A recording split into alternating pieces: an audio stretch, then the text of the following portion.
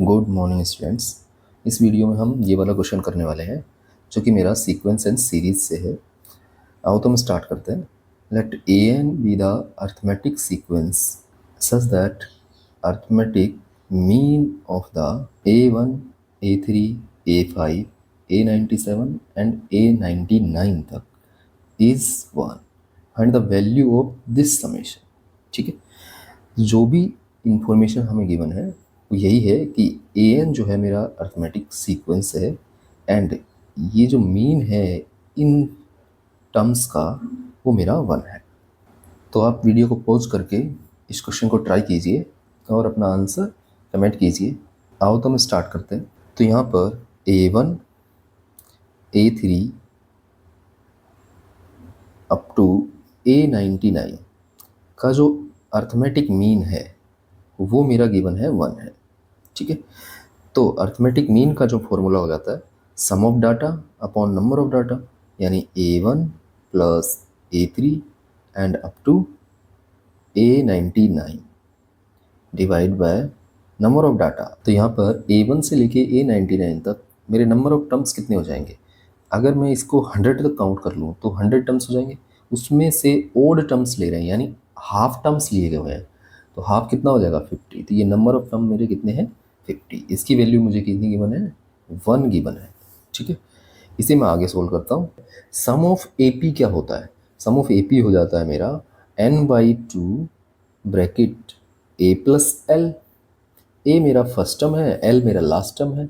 ठीक है, तो मैं ये अप्लाई कर देता हूँ एस एन का फॉर्मूला। तो ये बनेगा अपना 50/2 ब्रैकेट ए प्लस एल, यानी first term A1 plus last term A99 and divide by ये वाला 50 चल रहा है इक्वल्स टू 1।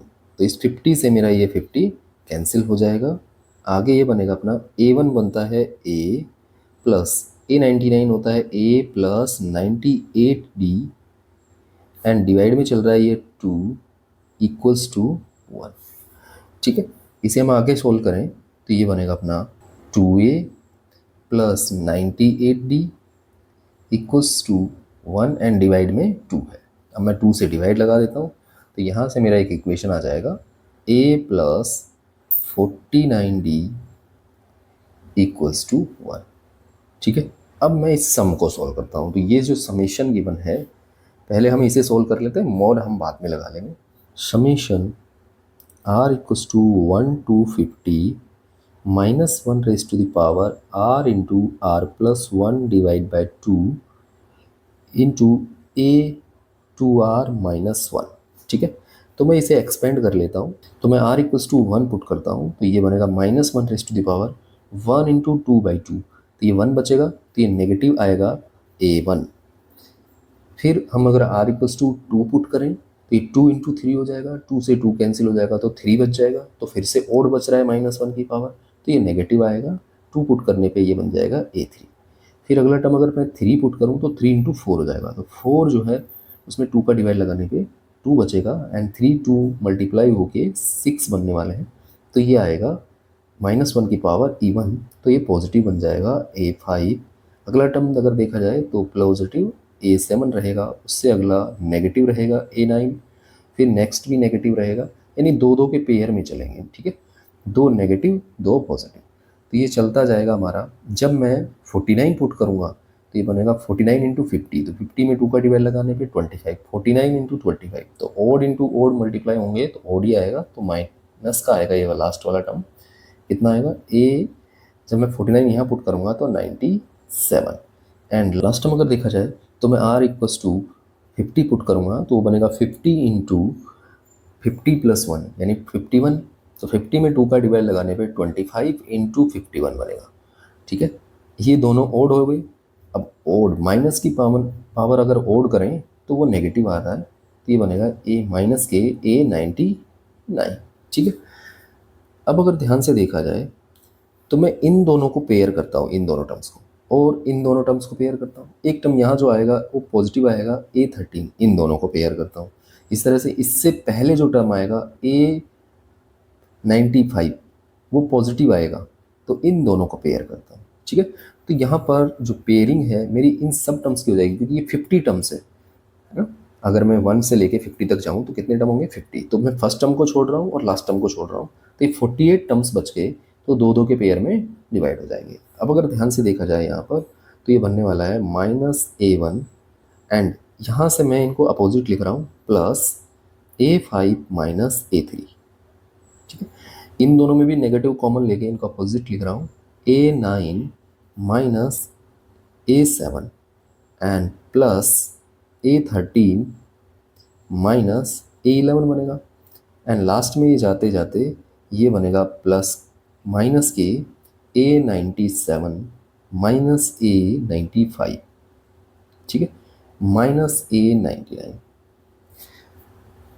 अब हमारे ये 24 पेयर्स बन जाएंगे। कितने पेयर बनेंगे? 24 पेयर्स।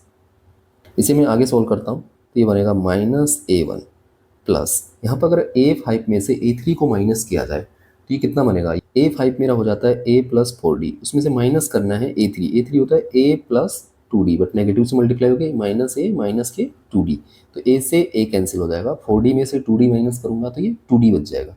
तो कहने का मतलब ये है कि अगर AP के किन्हीं भी दो टर्म्स को अगर सब्ट्रैक्ट किया जाए तो उनके सफिक्स को सब्ट्रैक्ट करके d से मल्टीप्लाई कर देते हैं, उतना ही डिफरेंस आता है।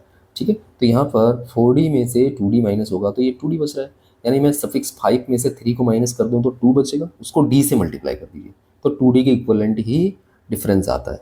सेम यहाँ पर बनेगा, तो ये बनेगा -2d, फिर अगला आएगा +2d, इस तरह से ये चलता जाएगा -2d, एंड ये लास्ट वाला टर्म जो आ रहा है ये -2d।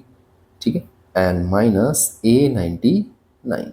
तो यहाँ पर देखा जाए तो ये प्लस का 2d, क्योंकि 24 टर्म्स हैं ये, तो इनके अगर पेयर बनाए जाएँ तो 12 बनेंगे, तो पेयर बन रहे हैं एग्जैक्ट, इसलिए ये आपस में कैंसिल हो जाएंगे। ये प्लस का 2d माइनस के 2d से कैंसिल, ये प्लस का 2d ये माइनस के 2d से कैंसिल, यहाँ पर एक प्लस का 2d आएगा, उससे ये माइनस का 2d कैंसिल हो जाएगा।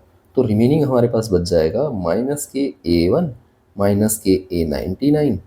ठीक है, इसे अगर मैं आगे सॉल्व करूँ तो ये बनेगा -a -a99 हो जाता है a + 98d, तो ये बनेगा -a -k98d। इसे मैं आगे लिख सकता हूँ -k2a -98d।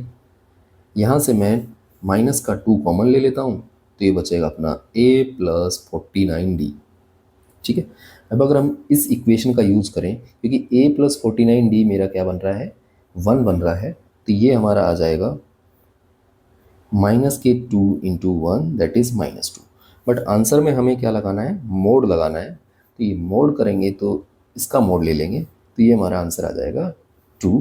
तो ये हमारा बहुत ही अच्छा क्वेश्चन था जिसके अंदर हमने इस एक्सप्रेशन का सम किया, जो कि हमारा AP की हेल्प से सॉल्व हो रहा है। तो इस तरह का क्वेश्चन बार बार JEE एडवांस के अंदर पूछे जाते हैं।